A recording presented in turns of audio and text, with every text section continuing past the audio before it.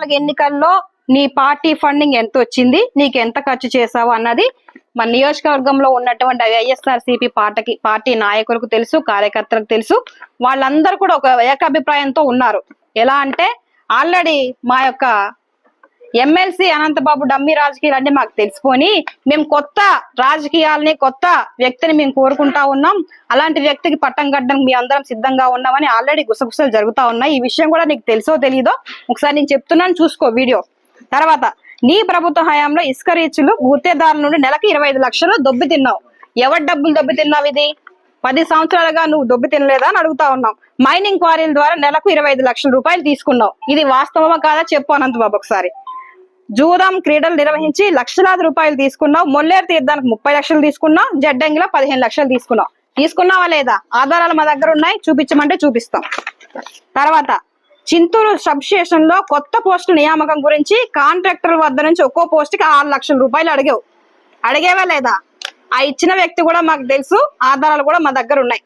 Addatheegala PSCS లో 1,50,00,000 రూపాయలు రైతులకు తెలియకుండా క్రాఫ్ట్ లోన్ పెట్టి ఎక్స్ప్రెషన్ చేసి తీసేసావు. డబ్బులు సొమ్మలు తీరేసావురా నువ్వు? పిఎస్సిఎస్ లోన గంగవరం మండలంలో ఎజ్జా వెంకటేశ్వరరావు అనే వ్యక్తి 5 కోట్ల రూపాయలు సొసైటీ నుంచి స్కామ్ చేశాడు. దానికి మూల సూత్రధారి ఎవరు? నువ్వు కాదా అనంతబాబు? ఎవడబ్బ సొమ్ములను తినేశారురా మీరు? చెప్పండి సమాధానం. అడ్డదిగల్లోన స్థానికంగా ఉన్నటువంటి రైతులకు కాకుండా బయట నుంచి వచ్చినటువంటి వ్యక్తులకి లోన్లు ఇప్పిస్తావా నువ్వు?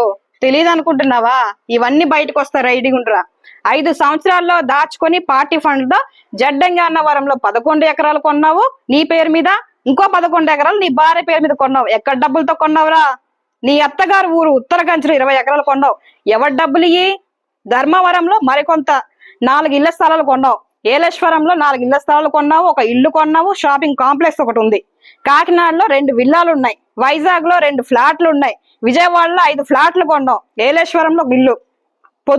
పొదురుపాకలో 8 ఎకరాల భూమి కొన్నావు. ఒక షాపింగ్ కాంప్లెక్స్ కొన్నావు. రాజ్మండ్రి లో 2 ఇల్లులు కొన్నావు. ఎవరి డబ్బులు ఇయ్యి? 10 సంవత్సరాలుగా మా డమ్మీ లక్ష్మిని, ఎస్టీ డమ్మీ లక్ష్మిని పెట్టుకొని పాపం దానికి ఒక చిన్న బంగారం కూడా, చెవుదిద్దులు కూడా లేవు.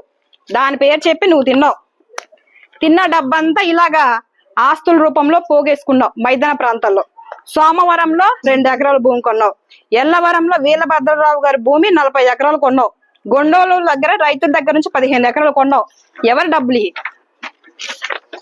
చెప్పాలి అనంతబాబు. గిరిజన యువతకులు కూడా కాలేజీ సీట్ల కోసం లేకపోతే సర్టిఫికేట్ల కోసం నీ దగ్గరకు వస్తే వాళ్ళని వాడుకొని నీ యొక్క వాంఛను తీర్చుకున్నావు. ఎంతో మంది బిడ్డలు, ఆడబిడ్డలు ఉసురు నువ్వు తీసుకున్నావు. మొన్న చూసారు మీరందరూ కూడా వీడియోలు ఏ విధంగా బయటకు వచ్చినాయో. మహిళలతో అసభ్యంగా మాట్లాడి బట్టలు లేకుండా మాట్లాడినటువంటి వీడియోలు బయటకు వచ్చినాయి. మేమైనా సృష్టించేమాయి? నువ్వు కాదా అనంతబాబు?